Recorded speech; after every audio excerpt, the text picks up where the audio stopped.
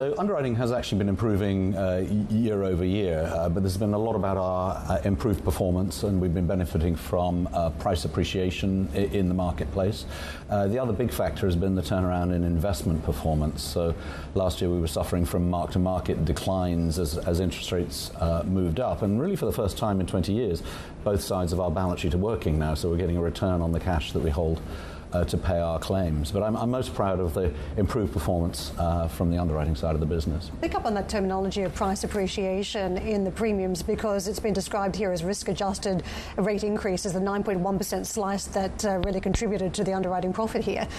It's fascinating because we are starting to see inflation abate, and one of the excuses given to us by a lot of the insurers is that, look, things just cost a lot more to fix, and when you're insuring that has ramifications. But are we also seeing a level where insurers are trying to keep rates higher to protect profitability?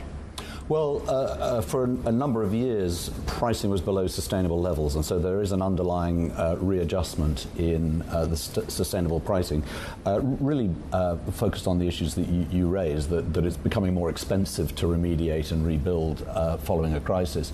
And of course, we have a lag in that because the rebuilding happens sometime after the premiums are paid. So inflation is a big issue for us in our pricing. But the better half of the story is the volume increase. There's equally a 9% increase in our volumes in the marketplace, which I think points to the fact that there's a lot of risk out there, but also I think Lloyd's is performing well on a relative basis against the rest of the industry.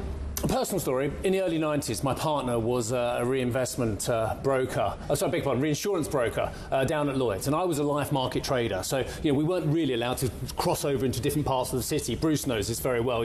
Those at Lloyd's look very much down at us lot with their slip. They really, us in our silly coloured jackets, them with their brown leather slipcases that look like they come out of the 19th century, Pickwick Papers or something. But anyway, we did chat. And my point here is that she had to explain to me that Hurricane Andrew wasn't a bad thing. It was a bad thing immediately, but actually it was a good thing over a longer term because you get pricing power back. And that's the point I want to raise to you post Hurricane Ian in the last 12 months and any natural event and climate event as well.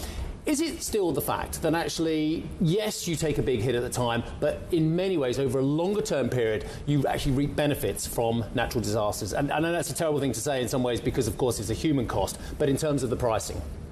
Well, I don't really agree with that. I mean, partially what you're identifying is a change in the supply of capital to support risk. So capital gets destroyed when there are lots of claims, and it takes time to reform. And of course, as a result, there's a spike in pricing. But typically, and your example of Hurricane Andrew is a good one, those spikes in pricing last for a very short period of time. What's happened in this cycle is that pricing has improved over a consistent period now of 3 or 4 years. And so I think the issue has moved away from spikes of the kind you describe into better risk selection.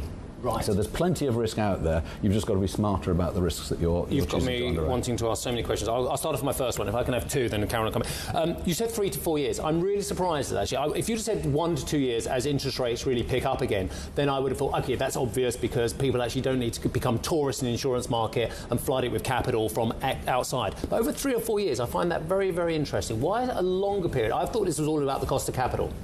I think this is a lot about the breadth of risks that we're experiencing. I mean, if you look at the first quarter of the 21st century, it's bookended by 9/11 at the front end and a land conflict in Europe at the back end. Yeah. And in the middle, we've had a global financial crisis and a global pandemic. And all of these are risks of a different kind in terms of how they impact our balance sheet and the insurance that we provide. And so there's no shortage of risk there, and being smart, therefore, about how you respond to that is key. So a good example, if I can push on the point, would be cyber risk. A reasonably new risk, not really around 20 years ago, our fastest growing line of business at Lloyd's, and we have about a 20% market share of global cyber premium. So we have a real interest in that market developing in a smart way.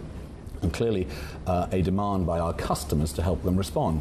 But the whole thing is moving from just basic have I got cover to, of course, smart cover in cyber. So it's a bit like when you take homeowners insurance today, you're expected to have window locks and door locks on there. And so increasingly cyber risk is becoming, have you done the right thing around door locks and window locks in your cyber protection? Hi, I'm Joanna Bersecci, and thank you for watching. You can check out more of our videos by clicking on the boxes on the screen. And don't forget to subscribe to our channel for more from CNBC International. Thank you for watching.